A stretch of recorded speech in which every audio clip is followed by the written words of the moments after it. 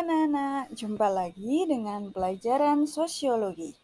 Pada pertemuan kali ini, kita akan membahas materi kelas 11 IPS tentang konflik sosial.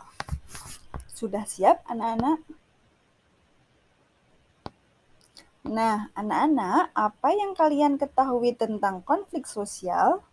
Faktor-faktor penyebab konflik sosial, teori-teori yang berkaitan dengan konflik sosial, bentuk-bentuk konflik sosial, dan dampak konflik sosial.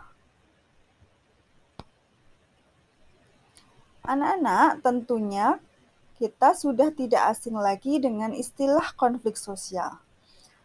Konflik sosial adalah suatu proses sosial di mana dua orang atau kelompok berusaha menyingkirkan pihak lain dengan jalan menghancurkan atau membuatnya tidak berdaya.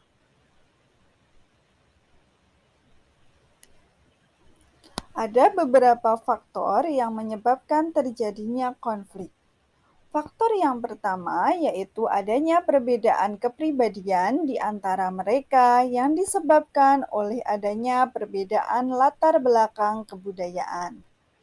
Yang kedua, adanya perbedaan pendirian atau perasaan antar individu yang satu dengan yang lain. Yang ketiga, adanya perbedaan kepentingan individu atau kelompok. Dan yang keempat adalah adanya perubahan sosial. Selanjutnya, kita akan membahas mengenai teori-teori konflik sosial. Ada beberapa tokoh atau pakar yang menjelaskan tentang konflik sosial. Yang pertama adalah Lewis Althusser. Menurut Althusser, konflik yang terjadi di masyarakat disebabkan adanya kelompok lapisan bawah yang semakin mempertanyakan legitimasi dari keberadaan distribusi sumber-sumber langka. Althusser menilai bahwa konflik tidak selalu bersifat negatif, namun konflik dapat mempererat dan menjalin kerukunan dalam suatu kelompok. Tokoh yang kedua yang menjelaskan tentang konflik sosial adalah Karl Marx. Karl Marx memiliki pandangan tentang konflik sosial sebagai pertentangan kelas. Masyarakat yang berada dalam konflik dikuasai oleh kelompok dominan. Adanya pihak yang lebih dominan muncul pihak yang berkuasa dengan pihak yang dikuasai. Kedua pihak tersebut memiliki kepentingan yang berbeda atau pertentangan sehingga dapat menimbulkan konflik. Tokoh yang ketiga adalah Dahrendorf. Dahrendorf melihat masyarakat memiliki dua sisi yang berbeda, yaitu konflik dan kerjasama.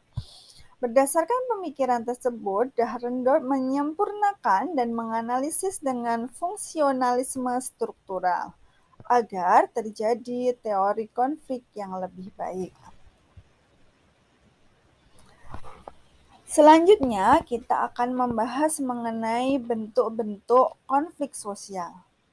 Ada beberapa bentuk konflik sosial. Yang pertama adalah konflik pribadi.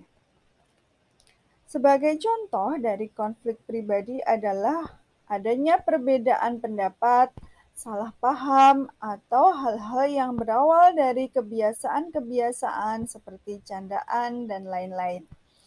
Konflik pribadi juga dapat muncul sebagai akibat persaingan yang ketat dalam mengejar posisi-posisi dalam sistem pemerintahan seperti dalam kasus-kasus pemilihan kepala desa, bupati, dan lain-lain. Untuk yang kedua yaitu konflik rasial. Contoh dari konflik rasial yaitu adanya pertentangan antara orang kulit hitam atau negro dengan kulit putih. Yang ketiga yaitu konflik antar kelas sosial. Contoh dari konflik antar kelas sosial ini dapat kita lihat dari adanya konflik antara kaum buruh dengan kaum pemilik modal atau pemilik perusahaan. Yang keempat yaitu konflik politik. Contoh dari konflik politik dapat kita lihat dari Terjadinya konflik antara organisasi politik dengan organisasi politik lain atau koalisi organisasi politik. Yang berikutnya yaitu konflik yang bersifat internasional. Konflik ini dapat kita temui dari adanya konflik yang terjadi antara dua negara atau lebih, sehingga dapat menimbulkan peperangan dan menimbulkan kerugian yang besar pada salah satu pihak. Misalnya, terjadinya konflik antara Israel dengan Palestina.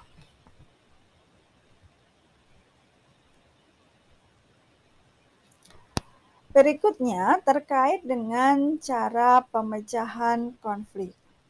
Ada beberapa cara dalam pemecahan konflik.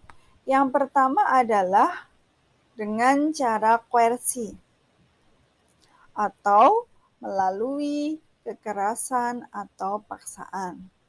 Yang kedua yaitu kompromi, yaitu penyelesaian perkara atau konflik yang dapat dilakukan dengan cara masing-masing pihak saling mengurangi tuntutannya. Yang ketiga, arbitrasi. Dalam arbitrasi, proses penyelesaian konflik dilakukan dengan menghadirkan pihak ketiga, di mana pihak ketiga ikut memutuskan atau menyelesaikan perkara. Yang keempat yaitu mediasi.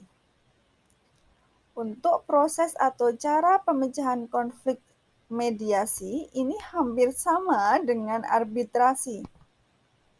Dalam proses pemecahan konflik dengan mediasi dilakukan dengan menghadirkan pihak ketiga, di mana pihak ketiga hanya sebagai penasehat.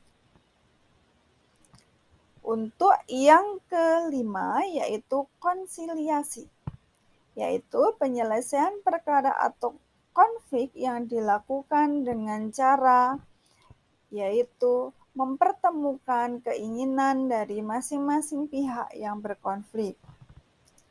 Berikutnya yaitu toleransi, yaitu proses penyelesaian perkara atau konflik yang dapat dilakukan dengan cara saling menghormati atau menghargai satu sama lain. Berikutnya yaitu stalemate, yaitu proses penyelesaian atau pemecahan konflik yang dilakukan dengan cara berhenti bertikai karena memiliki kekuatan yang sama atau seimbang. Berikutnya, cara pemecahan konflik sosial dengan adjudikasi. Dalam pemecahan konflik sosial adjudikasi, penyelesaian masalah dilakukan melalui meja hijau atau pengadilan. Berikutnya yaitu segregasi, yaitu proses penyelesaian perkara atau konflik yang dilakukan dengan cara memisahkan diri.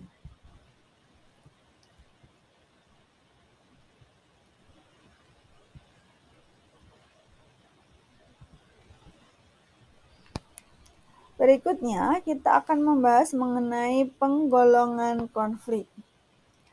Ada beberapa dasar dalam penggolongan konflik. Yang pertama yaitu berdasarkan sifatnya. Konflik terbagi menjadi dua, yaitu konflik destruktif dan konflik konstruktif.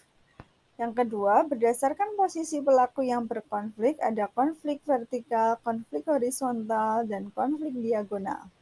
Yang ketiga, berdasarkan sifat pelaku yang berkonflik, ada dua, yaitu konflik terbuka dan konflik tertutup. Untuk selanjutnya, berdasarkan konsentrasi aktivitas manusia di masyarakat, konflik terbagi menjadi konflik sosial, konflik politik, konflik ekonomi, konflik budaya, dan konflik ideologi. Kemudian, berdasarkan cara pengelolaannya, konflik terbagi menjadi tiga, yaitu konflik interindividu, konflik antar individu, dan konflik antar kelompok. Berikutnya, dampak-dampak konflik. Ada beberapa dampak dalam konflik atau dampak yang ditimbulkan dari konflik. Yang pertama adalah dampak negatif. Dampak negatif konflik yaitu terdiri dari retaknya persatuan kelompok.